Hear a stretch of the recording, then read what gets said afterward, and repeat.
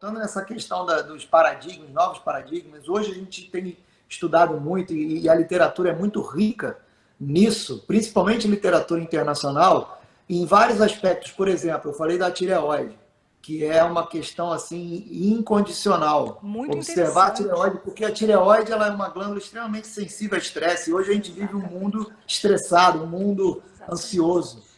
E não só a questão da tireoide, mas, por exemplo, alterações da suprarrenal. Quando você está muito estressado, e a gente vive hoje um mundo estressado, um mundo em pânico, acelerado, agitação, essa coisa toda, né? Tudo muito rápido. Você sobrecarrega demais o teu organismo, então você sobrecarrega a tua suprarrenal, você coloca teus níveis de cortisol lá em cima. Exato. E você colocando teus níveis de cortisol lá em cima, você começa a desequilibrar todo o resto. Então, isso aí precisa ser avaliado no consultório. Olha a gente só, chega gente. a ver depois... Prestem atenção, vocês estão olhando a tireoide de vocês?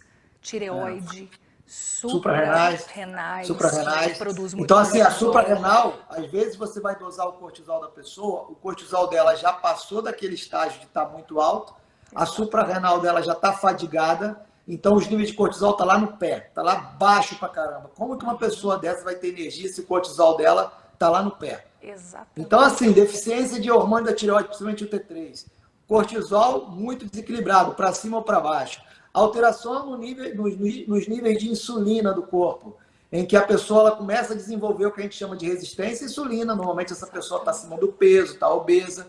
Depois ela vai evoluir com o passar dos anos para o pré-diabetes e depois ela vai combinar com diabetes.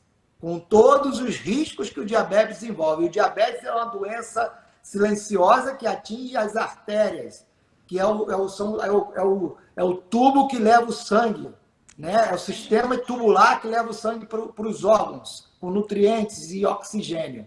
E ele atinge as artérias como um todo. Então, a pessoa que tem diabetes, ela pode ter problema nos olhos e perder a visão, ela pode ter problema na renal e perder o rim, ela pode ter problema de infarto, derrame, ela pode ter risco de insuficiência vascular e ter que amputar a perna. Então, olha o tamanho do problema.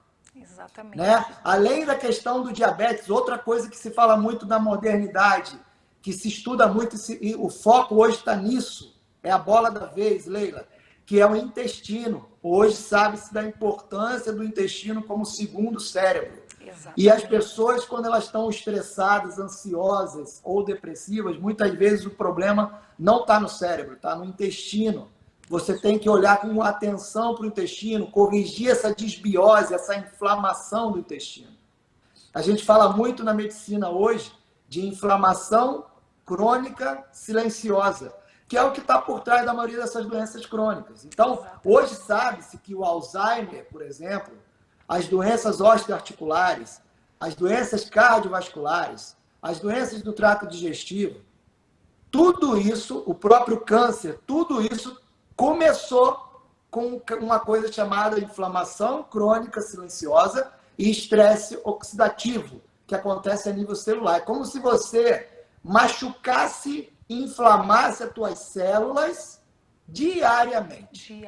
Seja lá com o que for. Com uma alimentação ruim, com estresse, com a poluição do ar, com uma água que não é uma água pura, com álcool, com cigarro, com vários fatores, intoxicação por metais pesados. Então, assim, tem um monte de coisa que agride teu organismo e você não está nem se dando conta do que está acontecendo. Exatamente. Eu costumo dizer assim, que estamos lascados, né? Que estamos todos inflamados.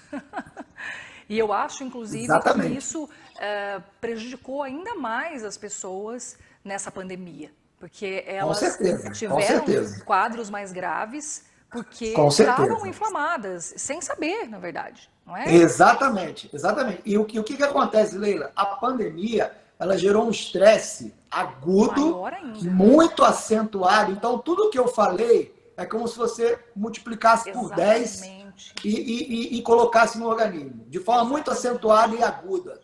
Então, se a pessoa já estava inflamada, ela se ferrou, ela inflamou mais ainda. E muitas pessoas, infelizmente, evoluíram mal na pandemia, principalmente no início, na fase inicial, em que o vírus estava mais agressivo.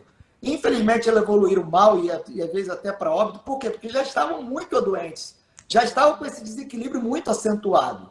que num primeiro momento você olhava, a pessoa parecia estar bem, mas por dentro ela estava totalmente desequilibrada. Veio à dessa tona. parte aí nutricional, metabólica e hormonal.